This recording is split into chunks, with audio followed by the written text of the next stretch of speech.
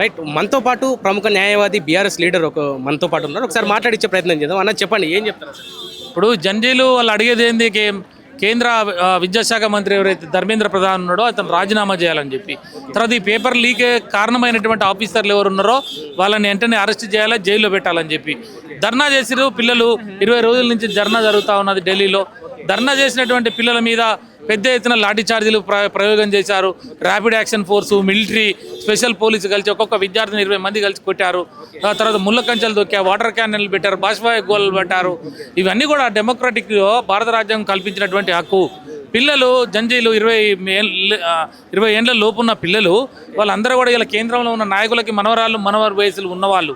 నీ కుటుంబంలో నీ మనవడికో నీ మనవరాలకో ఏదైనా ఇబ్బంది జరిగితే అట్లనే స్పందిస్తావా? అట్లా కొట్టియొచ్చా? నువ్వు కొట్టియడం కాక నువ్వేం చేసి నీ పార్టీ గుండాలకి కట్టెలు ఇస్తేవి, రాళ్ళు ఇస్తేవి, రప్పలు ఇస్తేవి, వాళ్ళు కూడా ఎంబడబడి కొట్టిరి.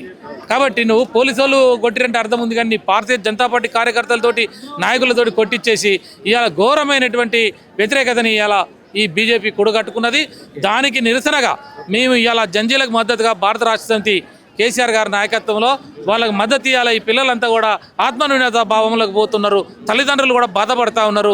ఇంత అన్యాయం జరిగినా అడిగే నాదుడే లేడా అని చెప్పి దేశంలో అనే పరిస్థితులు వస్తూ ఉన్నాయి. కాబట్టి తప్పకుండా మేము ఈ జంజీలకి మద్దతు తెలియజేస్తామని చెప్పి ఈరోజు మా పార్టీ లైన్ తీసుకొని పార్టీ రాష్ట్ర కార్యవర్గం నాయకత్వం అంతా కూడా కేటీఆర్ గారి నాయకత్వంలో పాల్గొన్నాం. ఇక్కడ మొత్తం కూడా ఇవాళ ఈ రాష్ట్ర వ్యాప్తంగా ఉన్న పిల్లలందరూ కూడా వచ్చారు.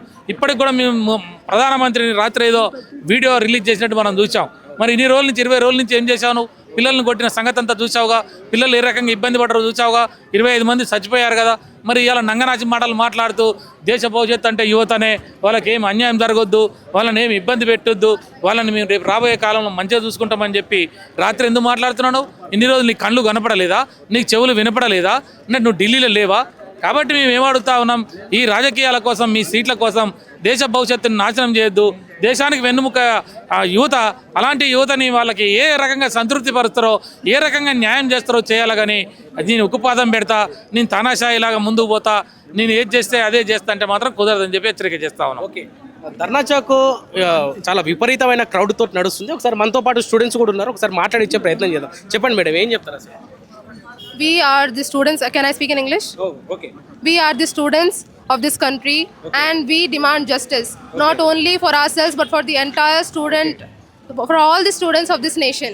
We demand justice because our education and healthcare, the two basic pillars of our society, they have been compromised.